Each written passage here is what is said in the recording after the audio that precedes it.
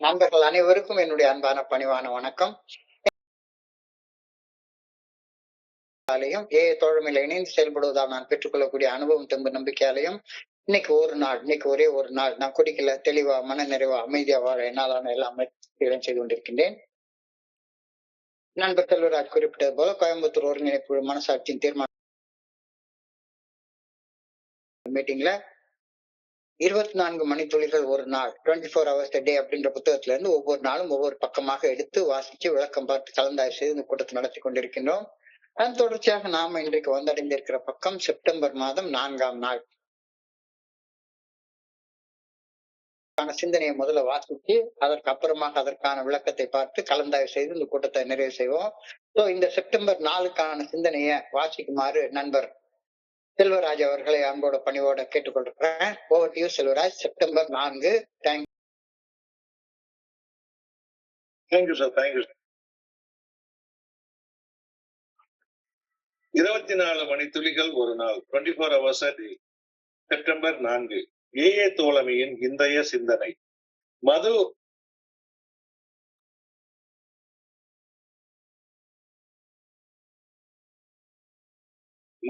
அருந்துபவர்களை சகித்துக் கொள்ளாமல் வெறுக்கும் ஒரு நிறுவனமாகவோ அமைப்பாகவோ ஏஏ தோழமையை கருதுதல் கூடவே கூடாது.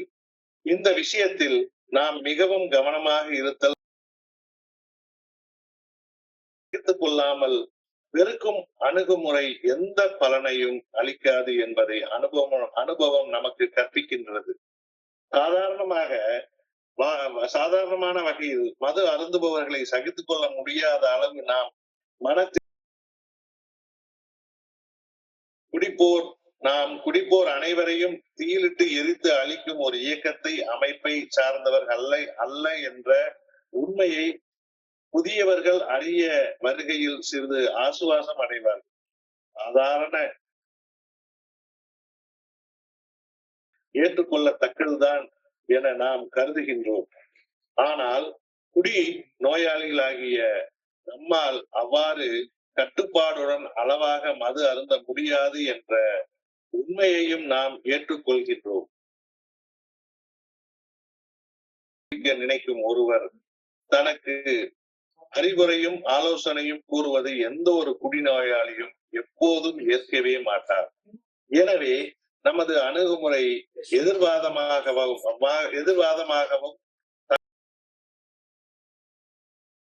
விளையாது. கஷ்டப்படுவதாகவும் இருப்பின் நம்மால் எந்த எப்பயனும் விளையாது.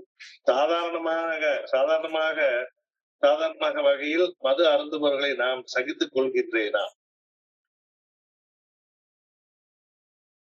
நான் தளர்ந்து போய்விடக் கூடாது. நான் உணர்வுமயமாக கலக்கமுற்று இருக்கும் நிலையில் அதே கலங்கிய நிலையில் இருந்து கொண்டே எனக்கு நானே பதில் கூறிக்கொள்ளலாம் என்று எண்ணக்கூடாது. எல்லா செய்ய வேண்டும். எனக்குள்ளே போராட நான் முயற்சிக்க கூடாது. உள்ளத்துக்குள் போராட வேண்டும் என்று தோன்றும் போது இறையருட் பேராற்றலின் நல்ல ஒழுங்கான வழிகாட்டுதலை நான் கேட்க வேண்டும். என்னை கீழ் நோக்கி இழுக்கும் தேவையான உள்மன ஆற்றலை இறை பேராற்றலிடம் கேட்க வேண்டும். எரிச்சலால் மனபாரம் ஏற்பட்டால் என் ஆழ்மன அமைதி சிரிந்து போய்விடும். அந்நிலையில் இறையருட் பேராற்றலின் ஆற்றல் எனது ஆழ்மன அமைதியை தக்க வைத்துக் கொள்ள தேவையான முயற்சிகளை நான் செய்ய வேண்டும். இன்றைக்கான பிரார்த்தனை அமைதியை அடைவதற்கான செயல்களை செய்ய வேண்டும் என வேண்டுகின்றேன். என்னை வேண்டுகின்றேன். நன்றி சார்.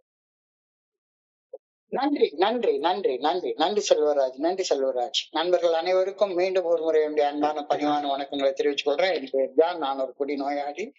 எல்லாம் வல்ல இறைவனோட அருளாலையும் தோழமையில இன்னைக்கு ஒரே ஒரு நாள் நான் குடிக்கல, தெளிவா மன நிறைவா அமைதியா வாழ என்னாலான எல்லா முயற்சிகளையும் செய்து கொண்டிருக்கின்றேன். இந்த பொறாமை அப்படின்ற ஒரு குணம் குறிப்பிட்டு சொல்றாங்க. நான் ஏஏ ஃபெல்லோஷிப்ல வந்து சேர்ந்த கொஞ்ச நாள்ல, நான் குடிநோயாளின்னு தெரிஞ்சுட்டு இருக்க கொஞ்ச நாள்ல, நான் ஒரு சர்க்கரை நோயாளி, நீரிழிவு நோய் எனக்கு இருக்கு. 30 வருடங்களுக்கு முன்னால எனக்கு தெரிய வருது. இனிப்ப ரொம்ப விரும்பி சாப்பிடக்கூடிய ஒரு ஆளு. ஆனா டாக்டர் சொல்லிட்டாரு, இனிமே இனிப்ப கண்ணால பார்க்கக் கூடாது, இனிப்பு சாப்பிடக் கூடாதுன்னு சொல்லிட்டாரு. அப்ப அது இல்லையே அப்படின்ற நினைப்பு வர்றப்ப, என்னை சுத்தி யார் இனிப்பு சாப்பிட்டாலும் அவங்கள பார்த்தா ஒரு பொறாமையா இருக்கு. ஒரு பொறாமையா இருக்கு. அது திருநெல்வேலி இருட்டுக்கடை அல்வால நெல்லையப்பர் கோயிலுக்கு ஏத்த மாதிரி உள்ள அல்வா கடையில ஒரு ஒரு காரமாக ஒரு காராபூந்தியோ அல்லது ஓமப்படியோ மிக்சரோ சாப்பிட்டுட்டு கும்பகோணம் டிகிரி காஃபி ஒண்ணு நல்லா சக்கரை தூக்கலா போட்டு சாப்பிட்டா இவ்வளவு நல்லா இருக்கும். நம்மளால சாப்பிட முடியல. ஆனா அந்த இருட்டுக்கடை கூட்ட அல்வா கடையில எனக்கு மட்டும் சாப்பிட முடியலையே அப்படின்னு ஒரு வகையான பொறாமை உணர்ச்சி எனக்கு வரும். கண்டிப்பா வரும். அது மாதிரி ஏஏ தோழமைக்கு வந்து இணைஞ்சதுக்கு அப்புறமாக இன்னும் ஒரு குடிநோயாளி அப்படின்னு செய்வது, இனிமே நீ குடிக்க கூடாது அப்படின்னு சொன்னதுக்கு அப்புறமாக என்ன சுத்தி வாழக்கூடிய மனிதர்கள்ல சாதாரணமாக அளவோட குடிக்கக்கூடிய மது அருந்துபவர்களை பார்க்கும்போது என்ன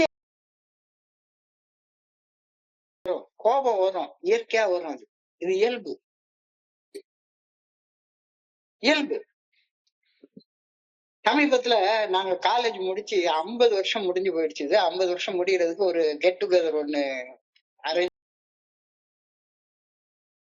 பண்ணியிருந்தாங்க. அமெரிக்காவில இருந்தெல்லாம் ஃப்ரெண்ட்ஸ் எல்லாம் வந்திருந்தாங்க. ஒரு பாட்டில் 5 லட்சம் ரூபாய்க்கு பெருமானம் உள்ள ஒரு 2 லிட்டர் பாட்டில வாங்கிட்டு வந்துருந்தான் ஒரு பையன். மகாபலிபுரம் பீச் ரிசார்ட்ல அழகா ஆளுக்கு கொஞ்சம் கொஞ்சமா ஊத்தி குடிக்கிறாங்க. குடிச்சிட்டு டான்ஸ் ஆடுறது அவங்களுக்கு எல்லாம் ஒரே கோலாகலமா இருக்குது. அதுல ஒரு பையன் என்னை பார்த்து சொன்னான். என் கிளாஸ்மேட், அவனுக்கு 70 வயசு ஆகுது. அவன் சொன்னான், டேய் நீ காலேஜ்ல 18 வயசு 39 வயசுல குடிச்சு தீர்த்திட்டு நிறுத்திட்டேன்ற.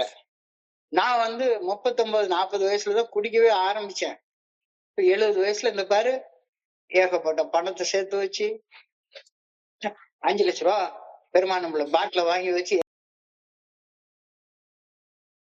நீ 18 வயசு 19 வயசுல குடிச்சது தப்புடா, இப்போ 70 வயசுல குடிக்காம இருக்கிறது தப்புடா அப்படின்னு சொல்றது கேட்கிற நேரத்துல உள்ளுக்குள்ளார இருந்து ஒரு பொறாம உணர்ச்சி வந்தது பாருங்க. பயங்கரமான பொறாம உணர்ச்சி. ஒரு இந்த மது எனக்கு துரோகம் பண்ணி விட்டது அப்படின்னு மனசுக்குள்ளார ஒரு நினைப்பு. அதனால சாதாரணமாக குடிக்கிறவங்கள பாக்குற நேரத்துல என்னால அதை ஜீரணிச்சுக்க முடியல, சகிச்சுக்க முடியல. என்ன அப்படின்னு கேட்டா, என்னுடைய indifferent state of mind, ISM அப்படின்னு சொல்லக்கூடிய இன்டிஃபரண்ட் ஸ்டேட் ஆஃப் மைண்ட், ஒரு வித்தியாசமான அலட்சியமான மனப்பான்மை. இதுதான் நான் என்னுடைய நிலைமையை ஏற்றுக்கொள்றது கிடையாது. எனக்கு பொறாமையா இருக்கு. என்னால சாப்பிடக்கூடாதுன்னா சாப்பிடாம இருக்க முடியல. இன்னைக்கு ஒரு நாள் சாப்பிட்டுக்கலாம், இன்னைக்கு ஒரு நாள் சாப்பிட்டுக்கலாம்னு அதாவது டாக்டர் சொல்றாரு, ஒரே ஒரு ஸ்பூன் சுகர் போட்டு சாப்பிட்டா அது வந்து என்னுடைய ரத்தத்துல 50 ml பர் டே 5 ஸ்பூன் சாப்பிட்டா 250 சுகர் ஏறிடும். வெறும் 5 ஸ்பூன், வெறும் 5 ஸ்பூனு ஏத்தி விட்டுறோம் அப்படின்னு சொல்லி சொல்றாரு. என்னால அதை ஏத்துக்கொள்ள முடியல. என்னடா இது, அவங்களுக்கு எல்லாம் ஆக மாட்டேங்குது. அப்ப எனக்கு இந்த மது மேல ஒரு ஒரு வகையான தாங்க முடியாத ஒரு கோபம் வருது. தாங்க முடியாத கோபம் வருது. நான் ஆரம்பத்துல இந்த மாதிரி ஒரு பொறாம உணர்ச்சியில வாழ்ந்து கொண்டே இருந்தேன்.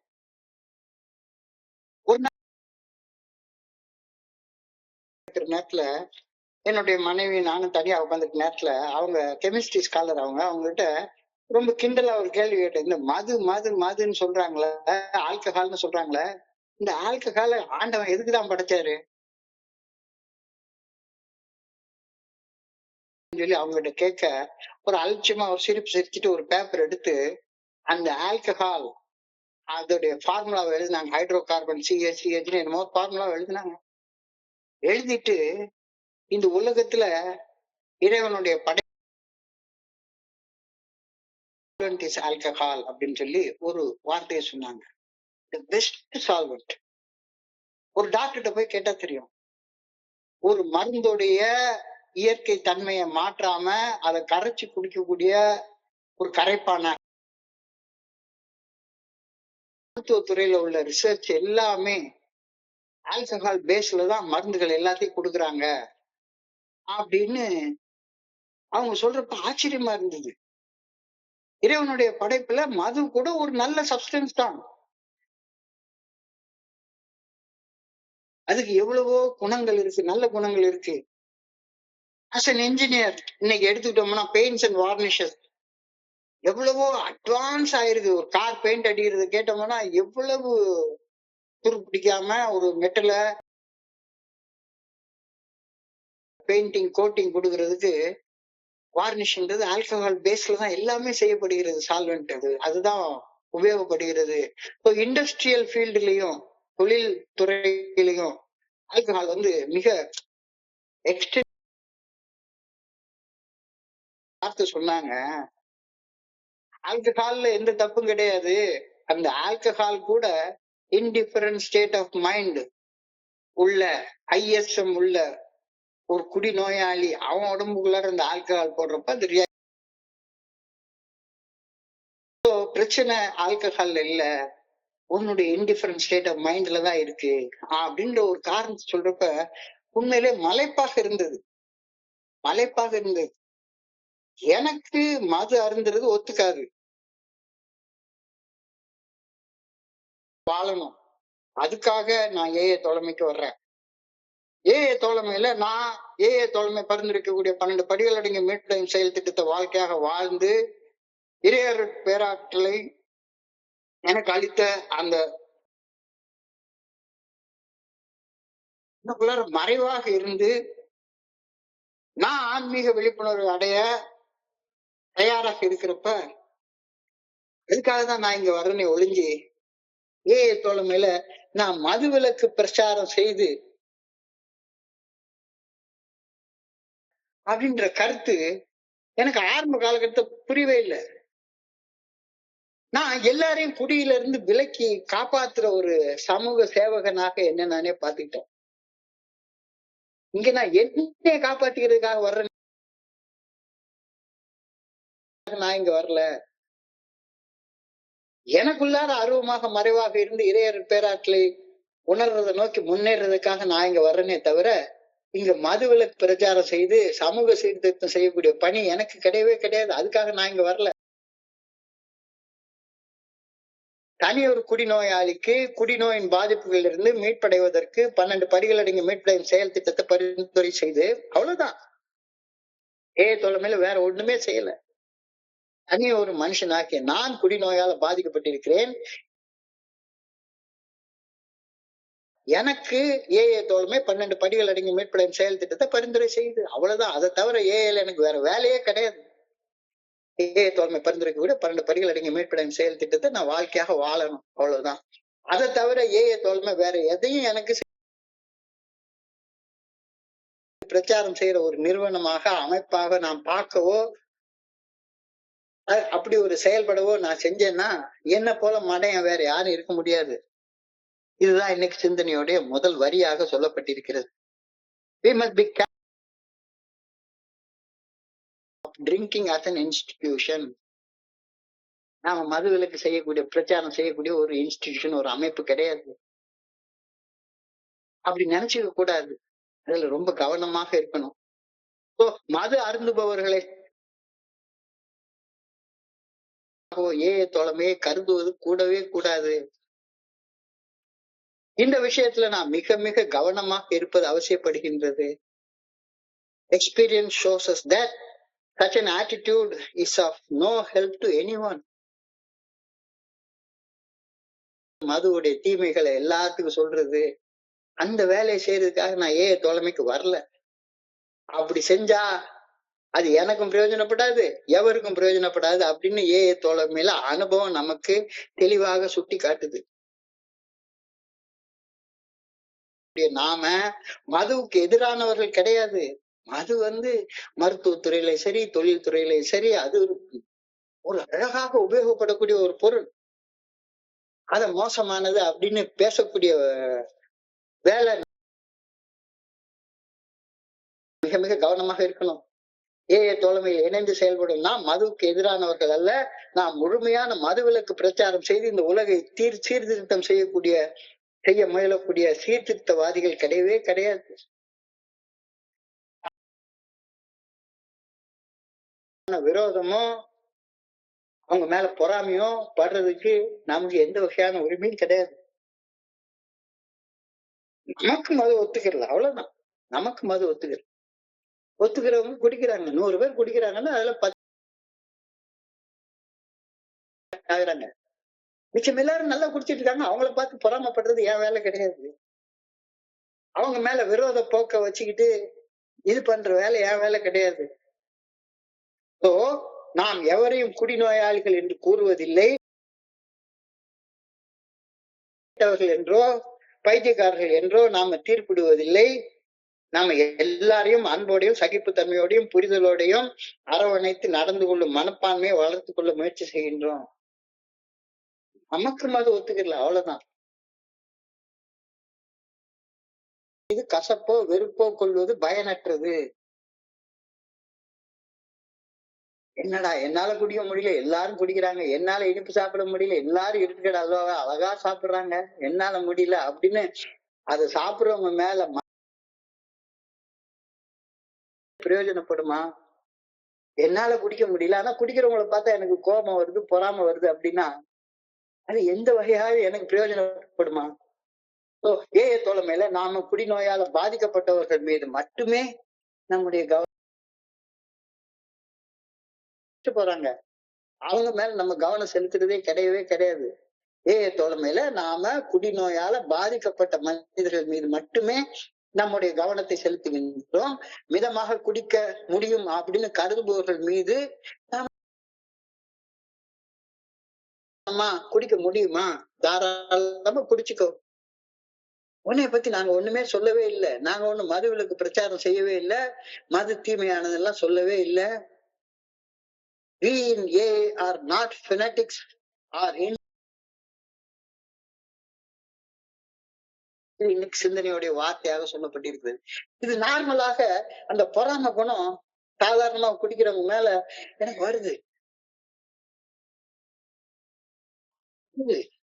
எங்கிற கோபம் வருது. யாராச்சும் ஒருத்தவங்க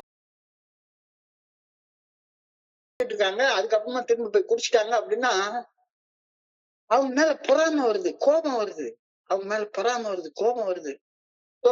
தோழமையில இணையக்கூடிய புதிய நண்பர்கள் தோழமை குடிகாரர்களை எரித்து ஒழிக்கக்கூடிய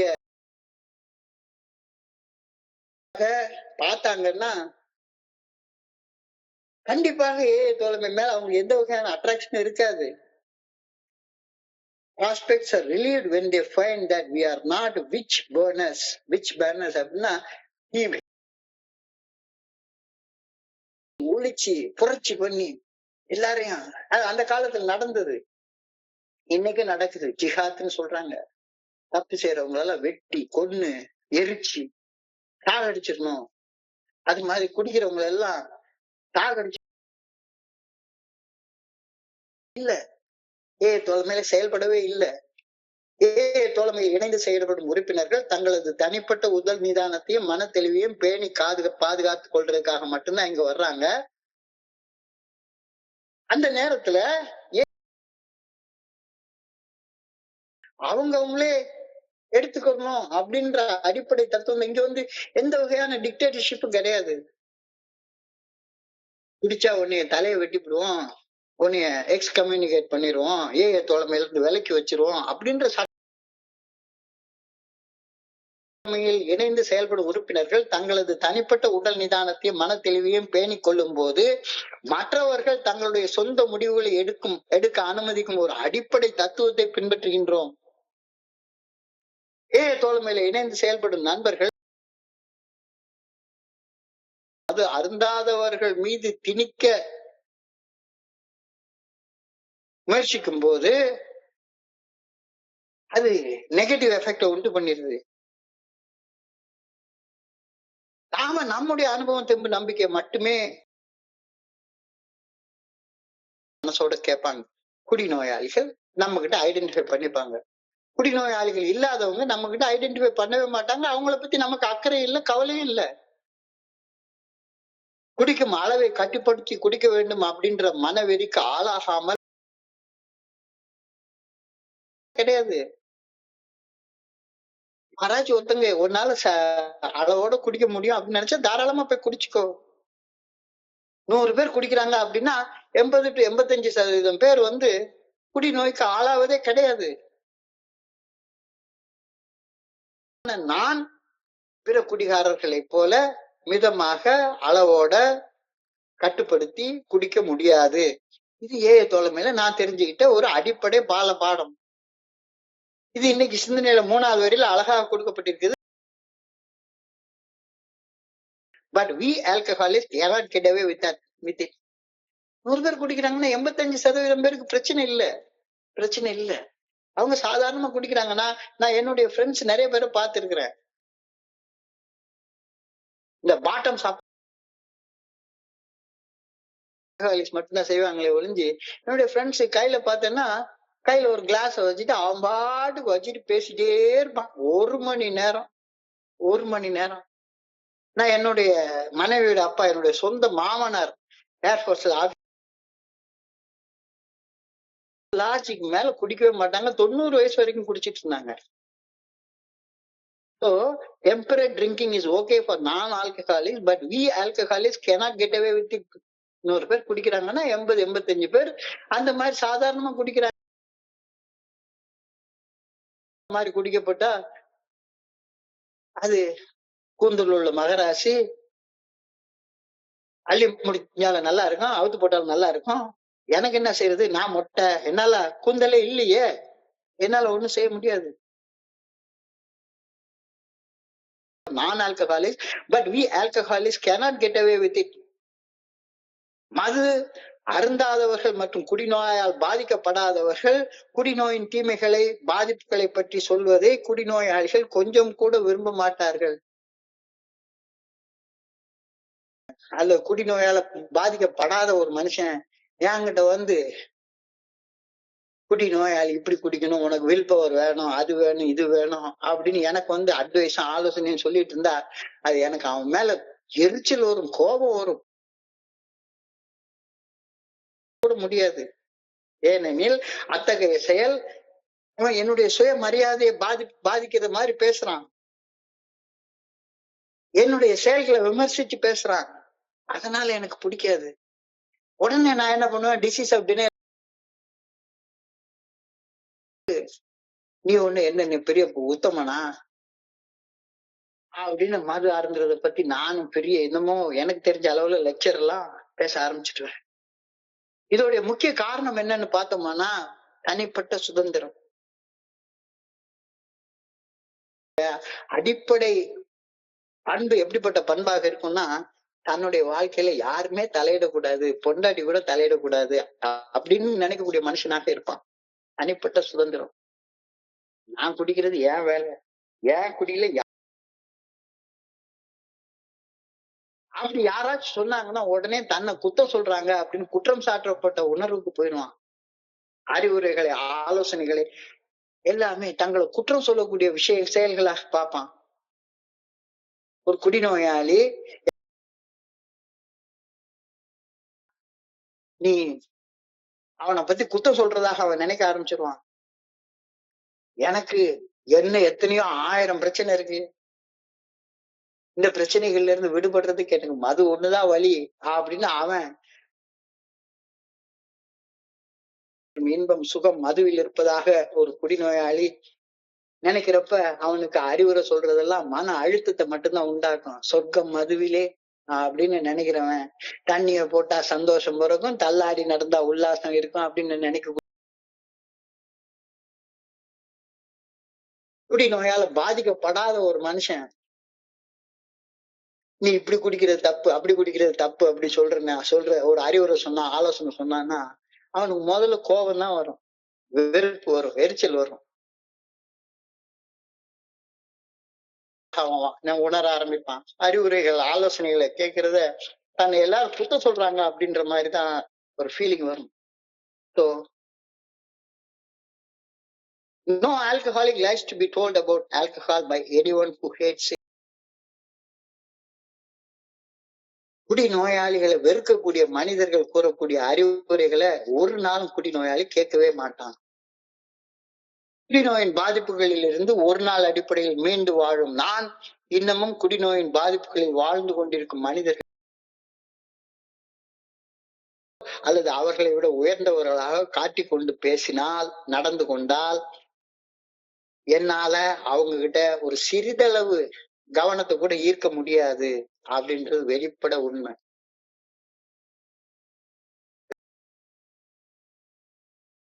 நான் குடிக்கல அப்படின்னு அவனுக்கு மதுவோடைய தீமையை போட்டு இந்த உலகத்துல எத்தனையோ பேரை பாக்குறோம். சயின்டிபிக்கா டாக்டர் சொல்ற மாதிரி ஒரு கேன்சர் இன்ஸ்டியூட்ல போனா ஒரு டாக்டர் ரொம்ப அழகாக ஒரு நுரையீரல் படத்தை போட்டு எவ்வளவோ பயங்காட்டுற மாதிரி என்னமோ பண்ணுவாரு. இருந்தாலும் சிகரெட் குடிக்கிறத உடவா போறான், விட போறதே கிடையாது. குடிநோயின் பாதிப்புகளில் இருந்து ஒடிநாள் அடிப்படையில் மீண்டு வாழும் நான் இன்னமும் குடிநோயின் பாதிப்புகளுடன் வாழ்ந்து கொண்டிருக்கும் ஒரு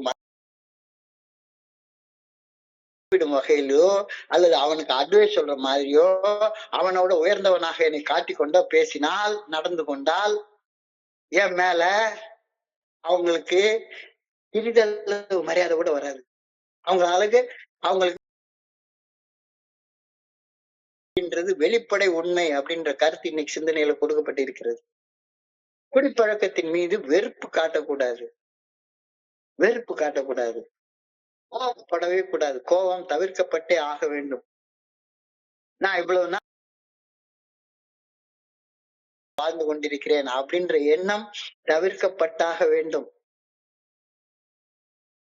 கடந்த காலத்தை நினைவுபடுத்தி அவன் கடந்த காலத்துல இது தப்பு செஞ்சிருக்க, அது தப்பு செஞ்சிருக்கேன்னு அடுத்தவங்களுக்கு தீர்ப்பிடுற மாதிரி, குற்றம் சொல்ற மாதிரி we shall be of little use if our attitude is one of bitterness and hostility. எனது அணுகுமுறை எதிர்வாதமாகவும் கசப்பூட்டுவதாகவும் இருந்தால் என் சக குடிநோயாளிகளுக்கு என்னால பணி செய்ய முடியவே முடியாது. சாதாரணமான வகையில் மது அருந்துபவர்களை நான் சகித்துக் கொள்கின்றேனா? Do I have tolerance for those who can drink normally? உன்னால நார்மலா குடிக்க முடியும்னா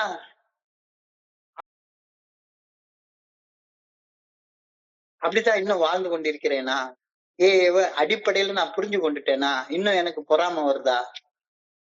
வந்துச்சுதானா தியானத்துக்கு கடந்து போ. சின்ன சின்ன அற்ப விஷயங்கள் எனக்கு எரிச்சல் மூட்டின ஒரு குடிநோயாளி சொல்ல முடியாது. சின்ன சின்ன அற்ப விஷயங்கள் எனக்கு எரிச்சல் மூட்டுகின்றன. நான் நினைச்சபடி உணவு சமைக்கலன்னா சாம்பார்ல கூட கொஞ்சோண்டு உப்பு போட்டுட்டா அல்ல உப்பு குறைஞ்சு போட்டுட்டா எரிச்சல் வருது. அதே போல ஒரு நண்பன் பேசலன்னா அல்லது எனக்கு பேச வாய்ப்பு கொடுக்கலன்னா எரிச்சலா வருது. உள்ளுக்குள்ளார எரிச்சலா வருது. இந்த மாதிரி அற்ப விஷயங்களுக்கு எரிச்சல் அடைவதை தவிர்க்க கூறுகிறது. Do not be encumbered by petty annoyances. அற்ப விஷயங்களுக்காக எரிச்சல் படாத, கோவப்படாத. அப்படி எரிச்சல் நாட்டணும் அப்படின்ற எண்ணமும் உனக்கு வரும். எரிச்சல் வந்தா உடனே கண்ணை மூடு, ஒரு அடி பின்னால போ, 1 2 3 4 5 அப்படின்னு எண்ணு. வெறும் 5 செகண்ட் அடங்குனதுக்கு அப்புறமாக பேசு. எரிச்சலோட பேசாத அப்படின்னு சொல்லுவாரு. Never respond to emotional upset by emotional upset. ஏற்கனவே உள்ள உணர்வு தடுமாறிட்டு இருக்கு, உடல் கொந்தளிச்சிட்டு இருக்கு. எமோஷனலா பேசாத, எமோஷனலா பேசாத. நான் என்னுடைய சுபாவமே அப்படிதான். சின்ன சின்ன விஷயத்துக்கெல்லாம் அப்செட் ஆயிருவேன். சின்ன சின்ன விஷயத்துக்கெல்லாம் அப்செட் ஆயிருவேன். எரிச்சல் வந்தா எரிச்சல் வந்திருக்கிற நேரத்துல பேசாத. உணர்ச்சி வசப்பட்டு எரிச்சல் அடையும் போது நான் இப்போது எரிச்சலோட இருக்கிறேன் அப்படின்ற உணர்வோட சுவாசத்தை உள்ள இழுத்து வெளியே விடு. ஒரு ஆழமான சுவாசத்தை உள்ள இழுத்து வெளியே விடு. சத்தத்தை உயர்த்தி பேசாத, சத்தத்தை உயர்த்தி பேசாத. உணர்ச்சி வசப்பட்டு எரிச்சல் அடையும் போது நான் இப்போது எரிச்சலுடன் இருக்கின்றேன் என்ற உணர்வுடன் ஆழ்ந்த ஒரு சுவாசத்தை எடுத்து விடு. உடனே பட்டுன்னு கெட்ட வார்த்தையை பேசிவிடாத. சில நொடிகள் ரொம்ப எல்லாம் வேண்டாம். சில நொடிகள் பேச்சை நிறுத்தி போதும், நிலைமை மாறிடும். நீ என்ன நிலைமையில இருக்க, என்ன உணர்வுல இருக்க அப்படின்றத புரிஞ்சு கொள்றதுக்கு எப்பவுமே முயற்சி பண்ணு. சக மனிதர்களின் கோபத்திற்கு இதைத்தான் சாதகம் அப்படின்னு சொல்றோம். பயிற்சி பண்றது. இல்ல மறுபடியும் அதே மாதிரிதான் பட பட பட பட படன்னு குடிக்கணும்ன்ற எண்ணம் வந்தா உடனே போய் சட்டையை போட்டு சர்ன்னு நடந்து படப்படான்னு உடைச்சு பாட்டம் சாப் பூர்த்தி கவுத்திக்கிறது. நிலைமையை புரிஞ்சுக்கொள்ளு. குடிக்கணும்ன்ற வெறி இருக்குன்றது தெரிஞ்சுக்கோ. இந்த வெறியோட செயல்படாத. நிலைமையை புரிஞ்சுக்கோ. சக மனிதர்களின் கோபத்திற்கு நான் எனது உணர்ச்சியை வேண்டும். எல்லா சூழ்நிலைகளிலும் என்னுடைய உணர்ச்சிகள் தடுமாறாதவாறும் உணர்வுகள் கொந்தளிக்காதவாறும் நான் பார்த்து கொள்ள வேண்டும். எதிர்வினையாற்றி சண்டையிட எப்பொழுதும் முயற்சி செய்யக்கூடாது. போது கண்களை மூடி சுவாசத்தை கவனித்து இறையர் பேராற்றின் நல்ல ஒழுங்கான வழிகாட்டுதலில் அந்த தருணத்துல நான் என்ன செய்யணும் அப்படின்னு அறிந்து கொள்வதற்கு முயற்சி செய். உள்ள கொந்தளிக்குதுன்றது தெரியுது, வருதுன்னு தெரியுது, சந்தேகம் வருதுன்னு தெரியுது, தாறுமாற காமம் என்னமோ பண்ண சொல்லுதுன்னு தெரியுது. மிகவும் மோசமாக உணர்வுகள் தடுமாறும் போது கண்களை மூடி சுவாசத்தை கவனித்து இறையர் பேராற்றி நல்ல ஒழுங்கான வழிகாட்டுதல் அந்த தருணத்தை try to keep calm in all circumstances. Try not to fight. All on the grace of God to calm you when you feel retaliating. உள்ளுக்குள்ளார எதிர்வினை உண்டாகிற நேரத்துல கண்ணை மூடு. என்ன செய்யணும் அப்படின்றத கேட்டுட்டு அப்புறமா செய். எனக்குள்ளார இருக்கக்கூடிய வெறுப்பு மன கசப்பை கைவிடுவதற்கு தேவையான உள் உறுதியை கண்டறிவது மிக மிக முக்கியமானது. இதுவே தியானம், இதுதான் பிரார்த்தனை. அகத்தாய்வு, தியானம், பிரார்த்தனை ஆகிய 3 சாதகங்களை தொடர்ந்து செய்வதால நான் ஒரு குறிப்பிட்ட சூழ்நிலையில எதிர்வினை ஆற்றாமல் அந்த சூழ்நிலைக்கு தக்கவாறு பதில்வினை ஆற்ற கெப்பாசிட்டி எனக்கு கிடைக்கும். இறையர் பேராற்றல் எனக்கு காட்டக்கூடிய நல்ல ஒழுங்கான வழிகாட்டுதல் அகத்தாய்வில் என்னுடைய வெறுப்பு மற்றும் மனக்கசப்புக்கான காரணத்தை கண்டறிவதற்கு உதவுது. ஏன் இவ்வளவு உணர்ச்சி தோசை தடுமாற்றம் அடைகிறேன் அப்படின்றத கண்ணை மூடி கொஞ்ச நேரம் எனக்குள்ளார போனேன்னா என்னுடைய அந்த இன்ட்ராஸ்பெக்ஷன்ல, என்னுடைய அகத்தாய்வுல என்னுடைய அந்த உணர்வு தடுமாற்றங்களுக்கான காரணங்கள் எனக்கு தெளிவாக தெரிய வரும்.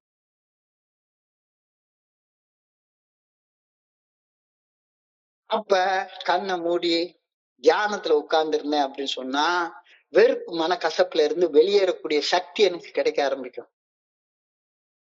சக்தி கிடைச்ச உடனே பிரார்த்தனையில அந்த சக்தியை கொடுத்ததுக்காக ஆண்டவா எனக்குள்ளார இருக்கக்கூடிய வெறுப்பு, மனக்கசப்பு, எரிச்சலு, ஆத்திரம், பொறாமை, சந்தேகம், காமம் இது எல்லாத்தையும் கைவிடுவதற்கு தேவையான உள் உறுதியை கண்டறிவது மிக முக்கியமானது. அந்த உள் உறுதி எப்படி கிடைக்கும்?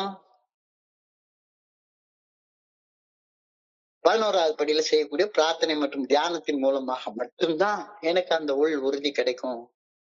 So, இறைவன் எனக்கு காட்டக்கூடிய நல்ல ஒழுங்கான வழிகாட்டுதல் அகத்தாய்வின் மூலமாக என்னுடைய எண்ணங்கள் தெரியப்படுகிறது.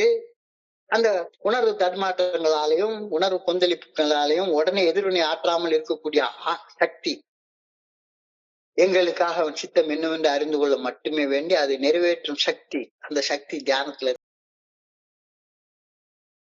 ஆற்றாமல் செயல்பட்டதால நான் ஒரு மேம்பட்ட நிலைய போயிட்டு இருக்கிறதுக்கு ஆண்டவனுக்கு நன்றி சொல்றது பிரார்த்தனையில சொல்றேன். எஸ், வலி பொறாம வருது, கோபம் வருது, எரிச்சல் வருது, பயம் வருது. உடம்புல ஏதாச்சும் நோவு வந்துருச்சுதானே உடனே மரணம் வந்துருமா அப்படின்ற பயம் வருது. இது எல்லாமே உணர்வு தடுமாற்றங்கள், உணர்வு கொந்தளிப்புகள் எல்லாமே இந்த வலியை ஏற்றுக்கொள்ள வேண்டும். வலி இல்லைன்னு வேஷம் போட்டு நடிக்க முயற்சி பண்ணக்கூடாது. வலியை ஏற்றுக்கொள்ள வேண்டும். காயத்தை மறைப்பதற்கு பதில் எனக்கு இந்த மாதிரி காயம் இருக்கு அப்படின்னு மனம் திறந்து என்னுடைய ஆதரவாளர்கிட்ட நான் பேச 500 பேருக்கு முன்னால இருக்கக்கூடிய கூட்டத்துல நான் எல்லாத்தையும் கடந்து ஞானியா மாறிட்டேன், திருவள்ளுவரா மாறிட்டேன், திருமூலரா மாறிட்டேன், மாணிக்கவாசகரா மாறிட்டேன், ஜீசஸா மாறிட்டேன், புத்தரா மாறிட்டேன் அப்படின்னு வேஷம் போட்டு எனக்கு என்ன பிரயோஜனம் இருக்க போகுது? வேண்டும் எனக்குள்ளார இருக்கக்கூடிய வலிய, வேதனைய, துன்பத்தை, துயரத்தை மறைப்பதற்கு பதில் எனக்குள்ளார அதெல்லாம் இருக்கு அப்படின்னு மனம் திறந்து ஒப்புக்கொள்றது தானே இந்த புரோகிராம் உடைய வேலை.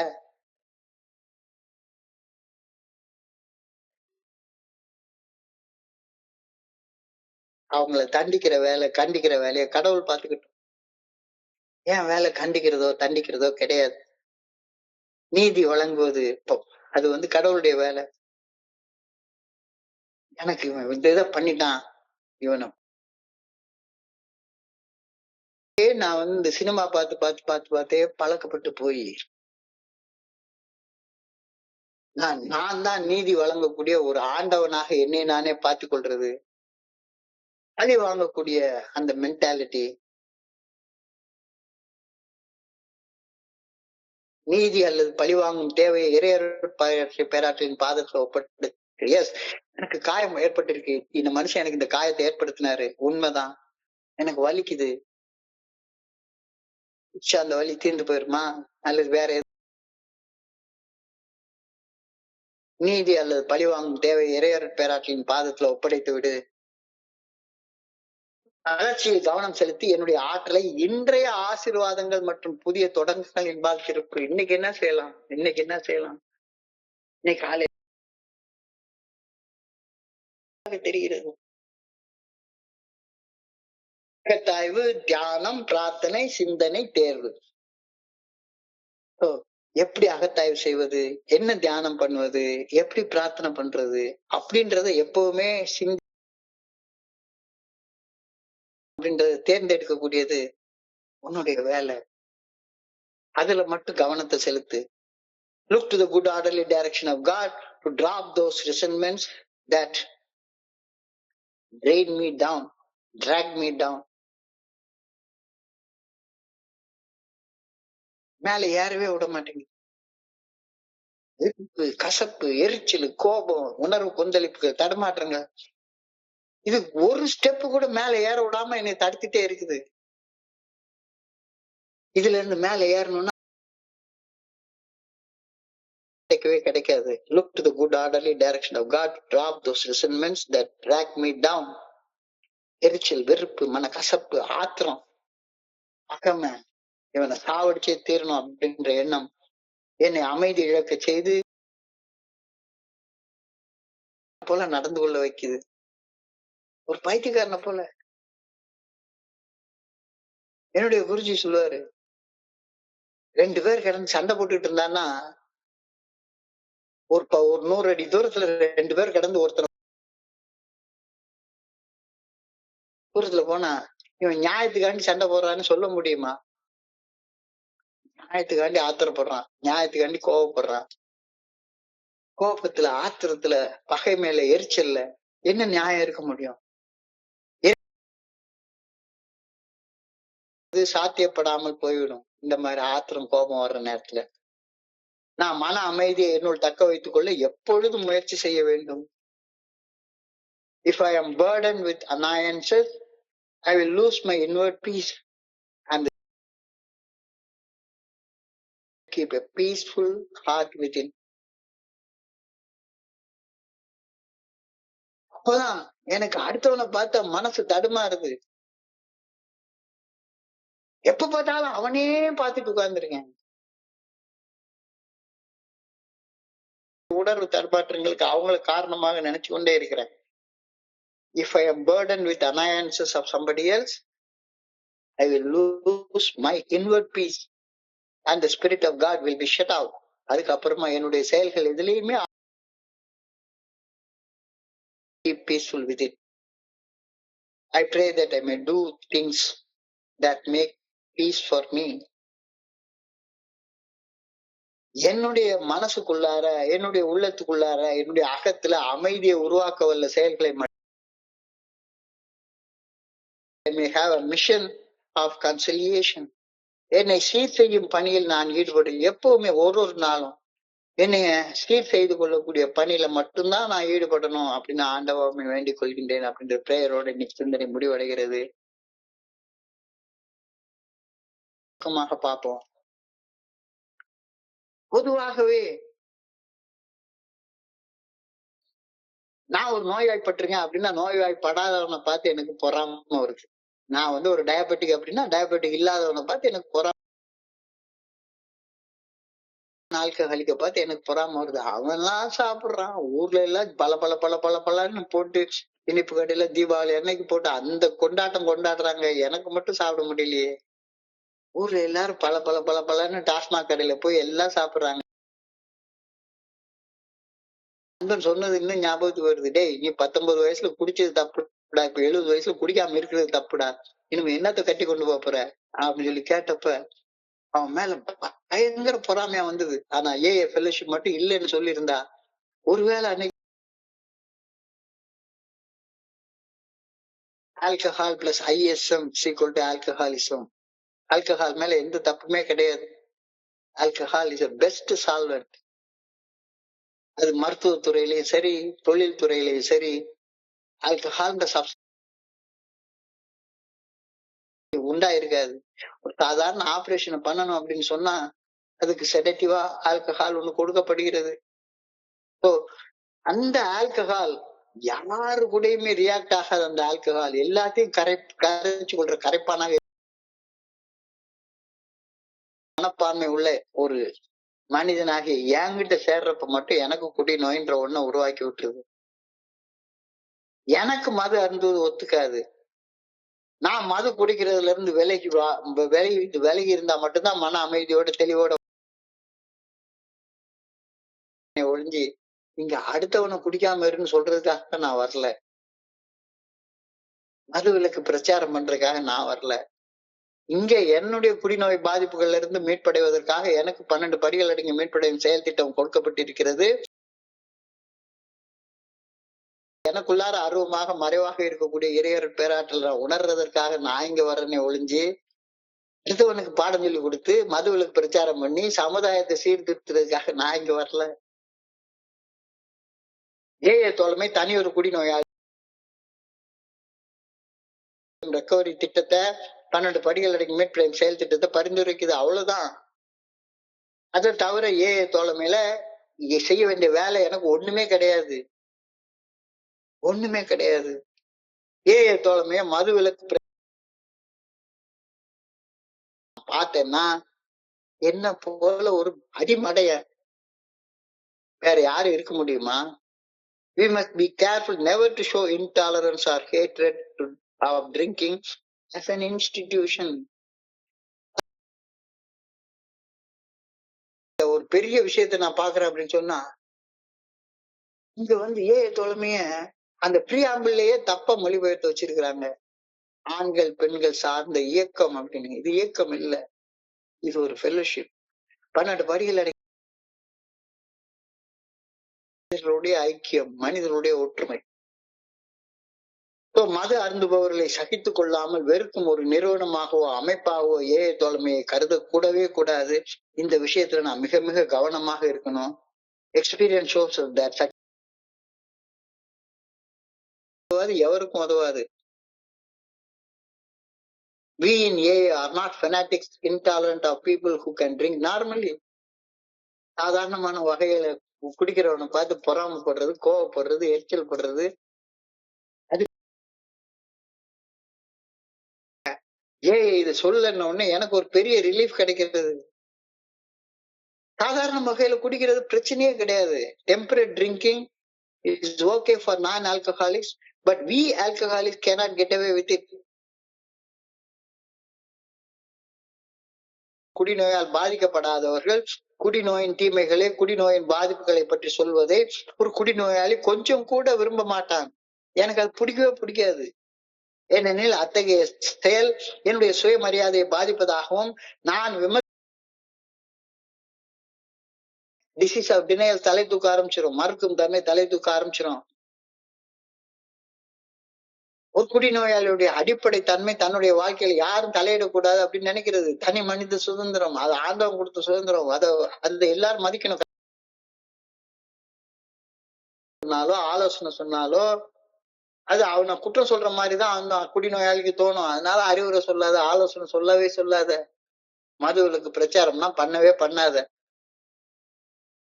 பொதுவாக ஒரு குடிநோயாளி அவனா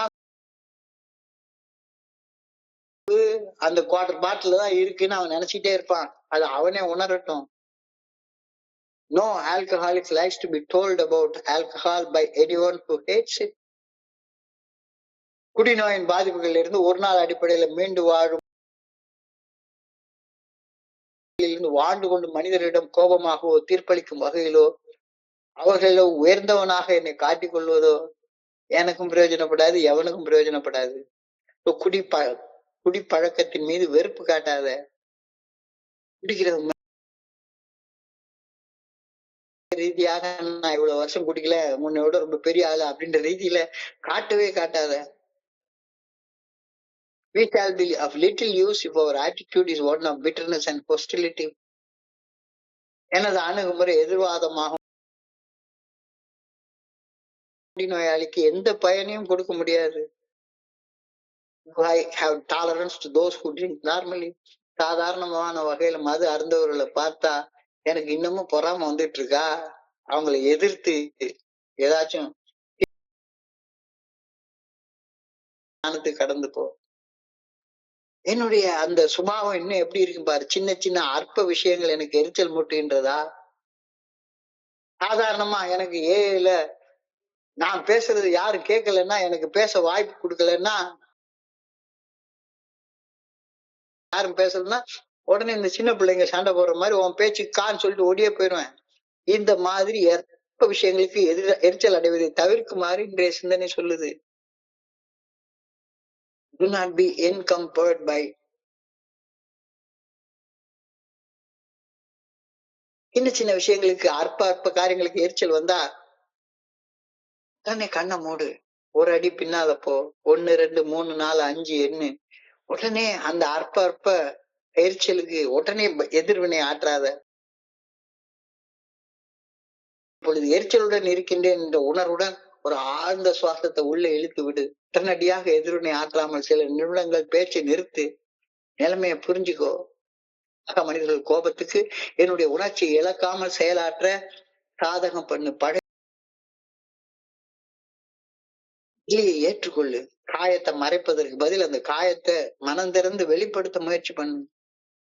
நீதி பழி வாங்கக்கூடிய செயல் கடவுளுக்குரியது. அதை கடவுள்கிட்ட ஒப்படைச்சிரு. வளர்ச்சியில கவனம் செலுத்தி என்னுடைய ஆற்றலை இன்றைய ஆசீர்வாதங்கள் அதுக்கு ஒரே வழி அகத்தாய்வு செய்யறது, தியானம் பண்றது, பிரார்த்தனை பண்றது, எப்படி அகத்தாய்வு செய்யறது என்று சிந்தித்து தேர்வு பண்றது, எப்படி தியானம் பண்றதுன்னு சிந்தித்து தேர்வு பண்றது, எப்படி பிரார்த்தனை பண்றதுன்னு சிந்தித்து தேர்வு பண்றது. Look to the good orderly direction of town. வெறுப்பு, எரிச்சல், மன கசப்பு, இது எல்லாமே என்னை மேல போக விடாம கீழே இழுத்துட்டே இருக்கு. எரிச்சல், வெறுப்பு, மன கசப்பு, ஆத்திரம் ஆகியவை என்னை அமைதி இழக்க செய்து, ஆற்றலை இழக்க செய்து, ஒரு பைத்தியக்காரனை போல நடக்க வைக்குது. இல்ல இல்ல இல்ல. இறையர் பேராற்றின் ஆற்றலை பெற்று செயல்படுவது சாத்தியப்படாமல் போய்விடும். எப்ப அற்ப விஷயங்களுக்கு எரிச்சல் பட்டுட்டே உட்கார்ந்து இருந்தா நான் என்னுடைய மனசுக்குள்ளார மன அமைதியை தக்க வைத்துக் கொள்ள எப்பவுமே முயற்சி செய்ய வேண்டும். எரிச்சல் பட்டுனா இறைவனுடைய ஆற்றல் என்னுடைய செயல்களை வெளிப்படாது. Try to keep peace with. I pray that I may do things that make me peaceful. என் அகத்தில அமைதியை உருவாக்கக்கூடிய செயல்களை மட்டும்தான் நான் செய்யணும். எரிச்சல் உண்டாகக்கூடிய செயல்களை செய்ய என்னை சீர் செய்யும் பணியில் நான் ஈடுபட வேண்டும் என இறைவா உண்மை பணியோட வேண்டிக் கொள்கின்ற என்ற சிந்தனையோட பிரார்த்தனையோட இன்றைய சிந்தனை முடிவடைகின்றது. இன்றைய பகுதியை படிக்கிறப்ப என் மனதை கடந்த இந்த சிந்தனைகளை உங்களோட பகிர்ந்து கொள்ள நல்ல வாய்ப்பு உருவாக்கி கொடுத்த இந்த குழுவிற்கு என்னுடைய மிக ஒரு நண்பருக்கும் என்னுடைய பணிவான நன்றிகள். இந்த இரவு பொழுது நண்பர்களுக்கு இனிமையான இரவாக அமைய இறைவன பணியோட வேண்டிக் கொள்கின்றேன். நன்றி நன்றி நன்றி நன்றி நன்றி நன்றி. வாழ்க வையகம், வாழ்க வளமுடன். Thank you so much.